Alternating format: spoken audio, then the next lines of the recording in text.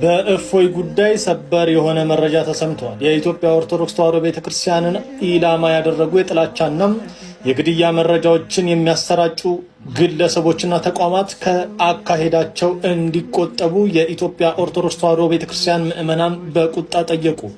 ይህን ዜና ያሰራጨው የአዲስ አበባ ሀገረ ስብከት ሊቀ ጳጳስ በበላይነት የሚመሩት ተዋሕዶ ሚዲያ ማዕከል ነው። ከቅርብ ጊዜ ወዲህ በኢትዮጵያ ኦርቶዶክስ ተዋሕዶ ቤተክርስቲያን በአምላካችን በመድኃኒታችን በኢየሱስ ክርስቶስ በቅዱሳንና ከምንም በላይ በምንመካባቸው የቤተ እምነት ጉዳዮቻችን ላይ አጸያፊ ንግግር የሚናገሩ ግለሰቦች ከዕለት ወደ ዕለት እየተበራከቱ ይገኛሉ። ለዚህም በአጸፋው ከራሳቸው የመጽሐፍ አስተምሮ ምላሽ በሚሰጡ ኦርቶዶክሳውያን ላይ እየደረሰ ያለው ግድያን እናደርጋለንና እናጠፋለን የሚሉ ዛቻዎች ወደ ዘላቂ ግጭትና መተላለቅ የሚያመሩ እንጂ መፍትሄ አይሰጡም። ነብዩ መሐመድ ወደ ሰማይ ካረጉ በኋላ ከሰማይ ላይ ሆኖ ወደ ምድር ሲመለከቱ አዲስ ላይ ይላል እና ገብርኤልን ጅብሪል ይጠይቁታል። ሁለት ወንዞችን ተመለከትኩኝ፣ እነዚህ ወንዞች ምንድናቸው ብለው ሲጠይቁት አንደኛው ኢራን ውስጥ ያለ ቁራና የሚባል ወንዝ ነው፣ ሁለተኛው አባይ ነው ወይም ናይል ነው፣ እሱም ኢትዮጵያ ውስጥ ያለ ወንዝ ነው። ስለዚህ ምን ያለው መሰለ እነዚህ ሁለት ወንዞች ለሰው ልጆች ሁሉ ምንድናቸው ጠቃሚ ወንዞች ናቸው ይላሉ። ሁለቱን ህዝብ ስንደምረው ከ5.8 ቢሊዮን ህዝብ በላይ እስልምናም ክርስትና ውስጥም ያለ ህዝብ ብሎ በዓለም ላይ በቀዳሚነት ማለት ኢትዮጵያ ምን ሊያገኛታል? ውሃ ሊያገኛታል ማለት ነው። መልካም አባቶቻችን ከመጠምጠም መማር ይቅደም ይላሉ። ወዳጃችን እድል ስላገኘ ብቻ ሚዲያ ላይ የሰማው ሁሉ አታወራ። እውነት ሊመስል ስለሚችል የሰማው ሁሉ አይወራም። ጀስ እንደ መረጃ ልትሰማው ትችላለህ። ቼክ ማድረግን ልመድ። ጋዜጠኛው በጣም ያሳዝናል። ምንም እንዳላነበበ ጋዜጠኛውም ይታወቃል። ምክንያቱም ሀሳቡን ገዝቶ ተመስጦ እያዳመጠው ነበረ። ሙሐመድ አድርጎ እንደዚህ ብሎ ስለ ኢትዮጵያ እንዲተናግሮ እንደዚህ በሁለት ባህሮች ምናምን ባረገበት ሰዓት ላይ ተረት የለም። ውሸት ነው ወዳጃችን። አዲስ ላይ ምናምን ያልከው ውሸት ነው። ሜቢ አንተ ያንን ከኢትዮጵያ ጋር ማገናኘት የፈለግከው ምንድነው? ነቢዩ ኢትዮጵያን ይወዳታል ወደ ኢትዮጵያ ስለላኩ ምናምን። አዎ በችግራቸው ጊዜ ኢትዮጵያ ደርሳላቸዋለች። ኢትዮጵያ እንግዶቿን ተቀብላ አስተናግዳለች። ሙሐመድ ግን ኢትዮጵያን ይወዳልን? ኢትዮጵያኖችን ይወዳልን? እኔ በትንሹ 1-4-5 መረጃዎች ሰጣለሁኝ ለጊዜው በትንሹ። አንተ ግን ንስሐ ግባ። ክርስቲያን ከሆንክ ሙሐመድ ኢትዮጵያን ከሰይጣን በላይ ነው የሚጠላት፣ ህዝቦቿን ከሰይጣን በላይ ነው የሚጠላው። ንስሐ እንገባ። ተረት የነገሩህን በኪሳችሁ ያዙ በላቸው። አንድ መረጃ ልስጥህ። ሳሂህ ቡኻሪ 1341 ላይ ናሬተር አይሻ ነች የተረከችው። when the prophet became ill, some of his wives talked about a church which they had seen in Ethiopia and it was called Maria. ነብዩ ታሞ በነበረበት ሰዓት ላይ የተወሰኑ ሚስቶቹ ስለ ማርያም ቤተክርስቲያን በኢትዮጵያ ያዩትን መወያየት መነጋገር ይጀመሩ ትላለች።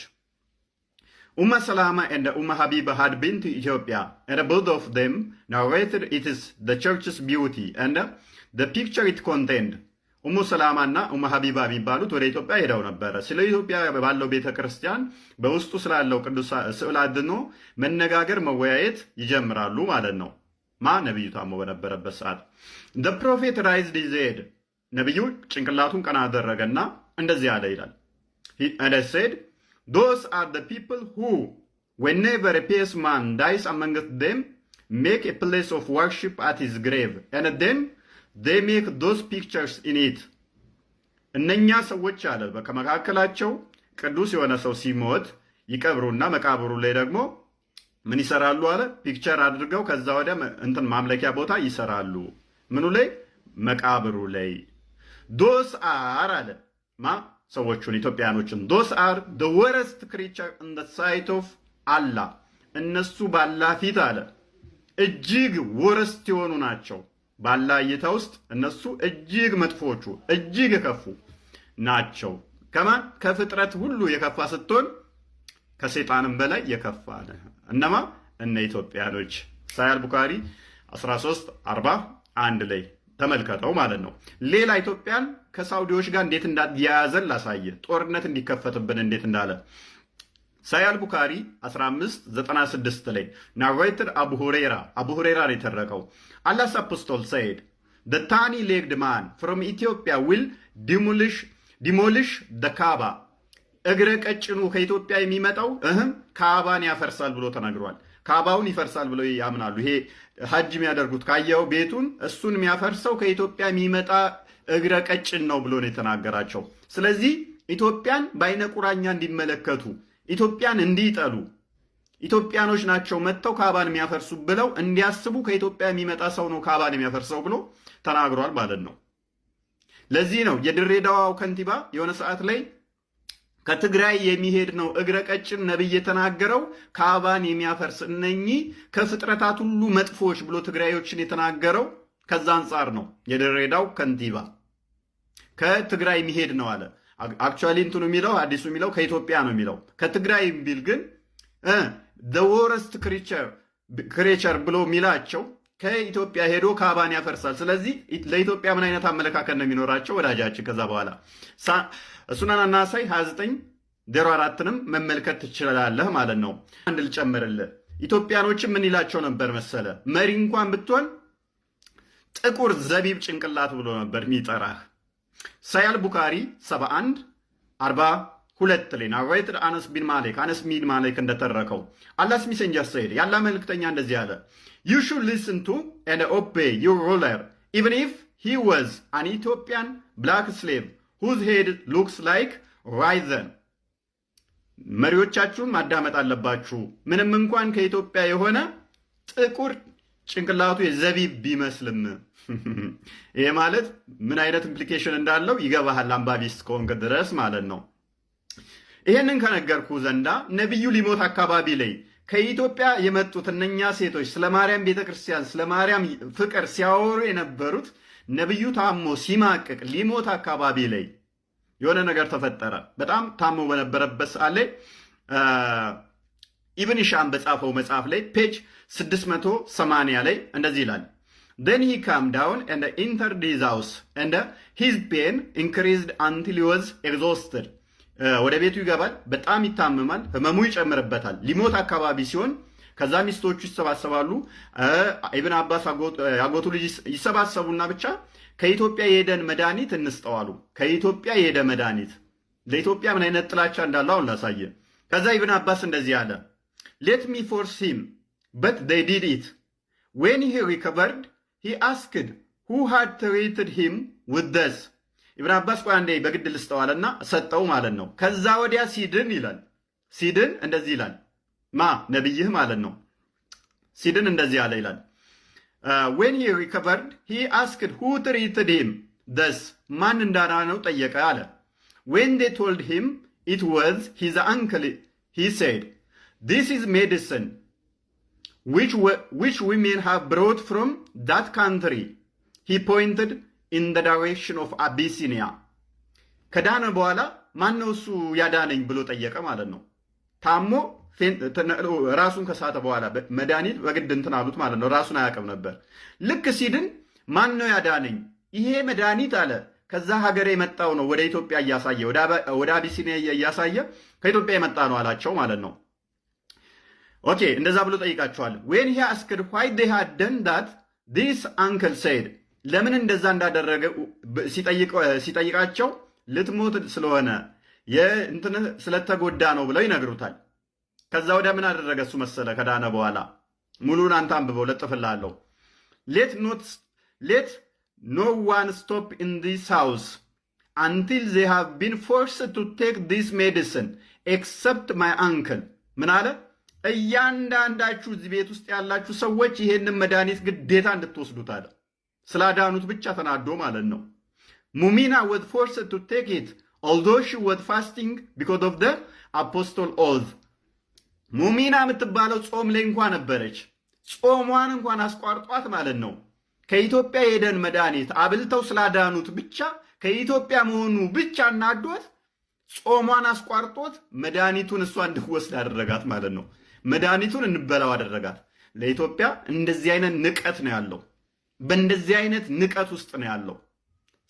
ሊሞት እንግዲህ ያስበው ታሞ እየማቀቀ ስላዳኑት ብቻ ከኢትዮጵያ የመጣ መድኃኒት መሆኑን ሲያቅ ያልታመሙ ሰዎችን በግዴታ መድኃኒቱን አበላቸው። እሱም ብቻ አይደለም ጾመኛ የሆነችውን እንኳን አበላት። ከዚህም በላይ መጨመር እንችላለን። ንስሐ ግባ ክርስቲያን ከሆንክ፣ በውሸት አታውራ። እየሰሩ ነው። እሳቸውም እየሰሩ ነው። እስልምና ውስጥ መመነን አይቻልም፣ መመንኮስ አይቻልም። እስልምና ውስጥ ትጠራለህ፣ ሰላትን ታደርጋለህ፣ የዕለቱ መልእክት ይነገራል፣ ፈትለክ ወደ ስራ ነው።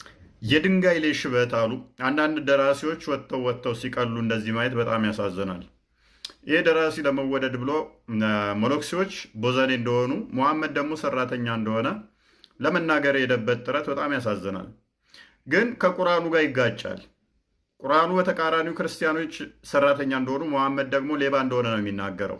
ላሳየ ሱራ አልኢምራን 181 ላይ እንደዚህ ይላል፣ እነዚያን አላህን ደሃ ነው እኛ ግን ከበርቴዎች ነን ያሉትን ሰዎች ቃል አላህ በእርግጥ ሰማ ይላል።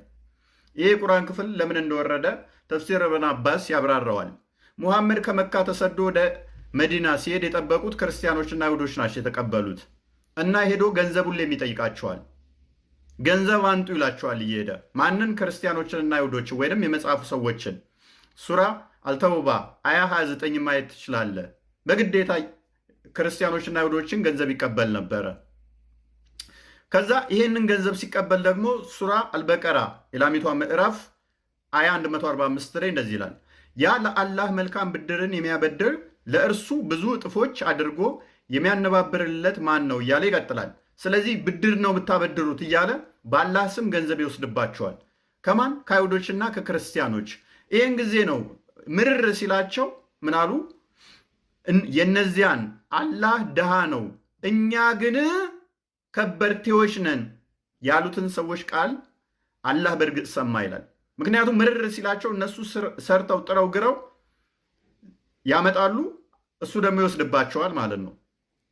በአላህ ስም ሲወስድባቸው አላህ ድሃ ነው ማለት ነው አሉ ማለት ነው። ከዛስ ሙሐመድ ይህን ጊዜ ተበሳጨና እንደው ምን አደረጋቸው? ጦርነት አወጀባቸው፣ ዘረፋቸው። እንዴት? ሱረቱ አንፈል ሱራ 8 አያ 1 አንብበው እንደዚህ ይላል፣ ከጦር ዘረፋ ገንዘቦች ይጠይቁሃል፣ የዘረፋ ገንዘቦች የአላህና የመልእክተኛው ናቸው። ልብ በል፣ ከጦር ዘረፋ ገንዘቦች ይጠይቁሃል። የዘረፋ መዝረፍ ማለት ነው። የዘረፋ ገንዘቦች የአላህና የመልእክተኛው ናቸው። የትኛው መለኩሴ ነው እያዘረፈ ንብረት የሚወስደው? የትኛው መለኩሴ ነው ዝረፉና አንጡልን የሚለው? የትኛው መለኩሴ ነው? የትኛው ገዳም ነው ዘርፋችሁ አከፋፍሉን የሚል? ሙሐመድ ግን ይዘርፋል፣ ያንን የተዘረፈውን ይከፋፈላል። ሱረቱ አንፈል። ይሄ የጦር ዘረፋዎች ደግሞ ማሌኔት አፕላይ የተደረገው ክርስቲያኖች አይሁዶች የሚዘረፉት ነው። ክርስቲያንና አይሁዶች ሰራተኛ ስለሆኑ ነው። ሱራ አልተውባ አያ 29 ማሌ ነው አፕላይ የሚደረገው። የመጽሐፉ ሰዎች ደግሞ ክርስቲያኖችና አይሁዶች ናቸው። የተዋረዱ ነው። በእጆቻችሁ ጂዚያ እንዲሰጧችሁ የሚለው ማንን ነው? ክርስቲያንና አይሁዶችን እኮ ነው። እንደገና ደግሞ ሙሐመድ 10 ዓመት ባልሞላ ውስጥ ከ86 ጦርነቶች በላይ አካሂዷል በሱ እንትኖች። ስለዚህ 86 ጦርነቶችን በ10 ዓመታት ውስጥ ያደረገ ነቢይ ምን ያህል ሊዘርፍ ይችላል? ምን ያህል እንደሚዘርፍ አስቡት። ስራው ምናልባት ጦርነት ሊሆን ይችላል። ጦርነት ከሆነ አዎ እንደዛ ሊሆን ይችላል። ካይበርን ማሰብ እንችላለን። በካይበር ላይ ምን ያህል እንደተዘረፈ ፕላስ ደግሞ የቀሩ ሰዎችን ንብረታቸውን እንዴት እንደሚወስድ አርሰው ምን ለሱ ሲሰጡት እንደነበረ እሱ ማሳየት እንችላለን። ማለትም ለፍተው ሰርተው እነሱ 1 እጅ ሲወስዱ እሱ 3 እጅ ይወስድ ነበረ። እሱንም ማምጣት እንችላለን። አስፈላጊ ከሆነ ማሳየት እንችላለን ማለት ነው። በተረፈ ግን ሞሎክሴዎች በገዳማውያን ምን ያህል እንደሚሰሩ ምን ያህል እንደሚለፉ ሄዳችሁ ማየት ስለምትችሉ ጊዜው አመች ስለሆነ አንድ ቀን ሄድ ብላችሁ ማየት ትችላላችሁ። በተረፈ ግን ተረት ተረት እንደ መጽሐፍና ተረት ተረት እንደማውራት ልቦለድ እንደማውራት የሃይማኖት ጉዳይ ሴንሲቲቭ ነውና ደራሲያን ተጠንቀቁ። አርፈ እንደዚህ ተረት ተረትህን ብታወራ ይቀላል። አንድ አሪፍ ተረት አለች።